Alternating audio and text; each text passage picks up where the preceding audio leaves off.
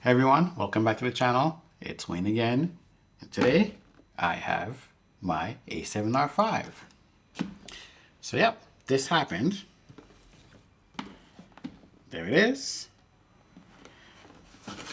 I also got Xperia 1.4 phone. Hopefully this can pick it up. This was part of the special deal in order to get the camera. I shouldn't say in order to, but it was a special package to get the camera. It was priced higher here in Thailand, which was kind of odd, but apparently it seemed as though they're trying to clear out these phones. I think this seems to be 1,600. We'll check YouTube. It's about 900, 800 bucks or so for it now. So I guess someone is trying to clear out the inventory, so they're tossing this in as well. I already have a phone.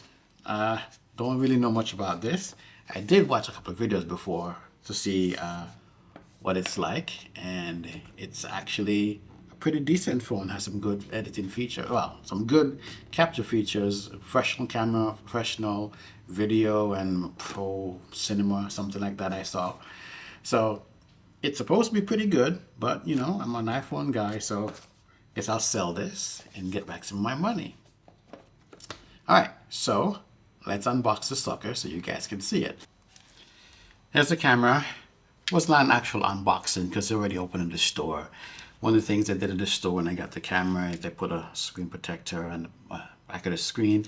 They actually opened the box and went through everything to make sure everything was in its place. So yeah, I just, you know, brought it home and started playing around with it.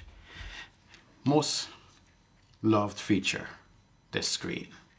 This is one of the main reasons for getting this camera. People like it's expensive camera just for that. Well, most cameras don't have this, but this camera is a hybrid camera that comes with 61 megapixels and can shoot all the way up to 8K. So to me, this should be something for the long term. I've done a few tests against my Nikon Z6 II. And when I say test, not meaning shooting or anything, because this quality is definitely going to be higher, as far as megapixel and so on. I still like my Nikon picture quality, but I'm getting used to the Sony look. Let me just throw that out there. But I did kind of put them together and check out the size. This is actually a little bit smaller than a Nikon. I still got so used to the Nikon Z mount that I didn't realize that other cameras have such small mount. But I guess for this thing to be as small it is, that the mount had to be smaller. So yeah, that's a big difference right there. As far as depth, this is a little bit thicker than a Nikon this way. And it's about the same weight really. Maybe Nikon is slightly lighter. I have to look at the specs again and go through that.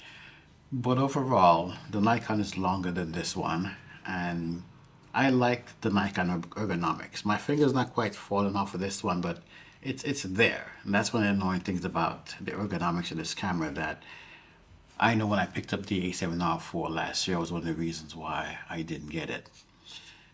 Since I started messing around with the FX30 and shooting it, I've been kind of getting used to like looking at the screen and hitting the button up top for record. So you know, it's kind of weird that now you're holding the camera differently, because you don't really have to have your finger up here anymore unless you're shooting photos.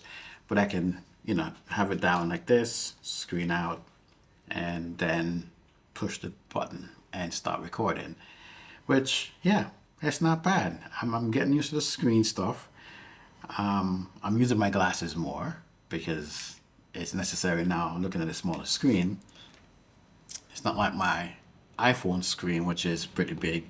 Although, you know, I keep complaining, somebody need to slap something. Yeah, that'd be too big. A 4-inch screen. Sony, Nikon, Canon, 4-inch screen. Put something a little bit bigger than what we have right now. I think the biggest I've seen is 3.2. Nikon has that, Sony has it now, Canon. 3.8, 4, a little bit more real estate. I'd take it. So other than ergonomics, top plate, definitely things are different.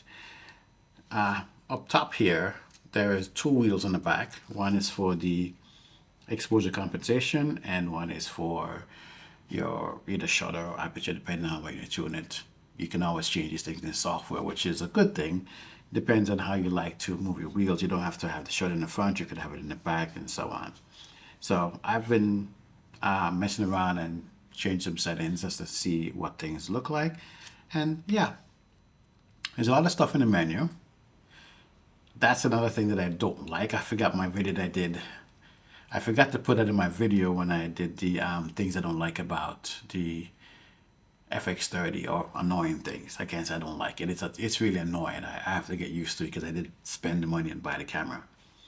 It's the same thing here as well. It's the menu system is a little bit convoluted. It's just way too much stuff in there. But as any shooter, you personalize your camera and learn how to go through and set things in the function menu, things that I can't put into buttons, so that way I can use that. I've been shooting some photographs with it already. I took a couple of test shots, and yeah, as I said before, looking at the screen, you know, it was kind of weird because I've been using the FX30 for, I guess, almost 2 months, and got used to just looking at that screen. That as soon as I got this camera, totally forgot there's a viewfinder to look through. And talking about the viewfinder, this thing is awesome. It's like, yeah, I thought when I got the Nikon Z6 when it first came out, that was like really, really nice screen, and I don't think the resolution is even anywhere close to this one. So yeah, looking through this one, I was like, wow, it's like watching TV in your face. So that's cool. I like that. I think in the short term, getting used to where things are laid out, it's going to take a little bit of time, because I remember I shot something and I was trying to do the playback, and I was trying to push the button up here, which is usually playback for the Nikon, but it's actually down the bottom here, and then the delete keys down here. So things are laid out differently for sure, and I'm going to have to get used to that. Just, yeah, I think.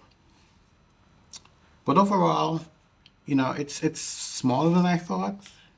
I thought it would be a little bit bigger than the A7 IV, but I guess they're pretty much carbon copy of each other. I love the ports, full-size HDMI over here, and I like how they have a slot here just for the microphone. So if you have to plug a microphone in there, it's just a slot here by itself. You can open that. You don't have to open the entire side, which is kind of cool. Oh, but speaking of microphone, that I did pick up this one. This is perfect for just put on the camera. You'd need no cables to run into the camera. Just plug it in. It's, you know, Sony's multi-interface shoe, part of the ecosystem of making things connect together without using wires. So yeah, that I really like. I know there's another audio handle, well, not a handle, but an audio interface module that you can put in if you want to have XLR out. But my plan is to shoot this as a hybrid camera, and of course record video with it as well, because it can record video. Right now the FX30 is shooting, and that's taking care of the static shot. I'm going to walk around with this for some days and get a feel for it, and yeah, maybe I'll just be utilizing the FX3 more for like a day-to-day running around when I want to go places, because yeah, this is more pricier, and for those times when you want to just get some really good quality shots in the photo, you bring this out. All right, I didn't want to make this too long, so I want to wrap up now. Well, so far, I'm liking things about the camera. It's gonna grow on me. I've ordered the 24 to 70, sorry, the 24 to 105. I did forego the 24 to 70 because while I like it and the balance is much lighter, I have a couple 1.8, 1.4 lens with their crop sensor, but put this on this camera and for the shoot photo. Well, mainly it's going to be for video. On the 4K, you can record in the crop sensor mode and utilize those lenses. But if I had to take photos, yeah, I'll drop down from 60 megapixel to 26 megapixel. So that's not bad. I did think about doing that. I did think about doing that when I initially looked at the camera, and yep, now I have it, and pretty much that's going to be my plan. If something really important, you can bump it to 60 megapixels.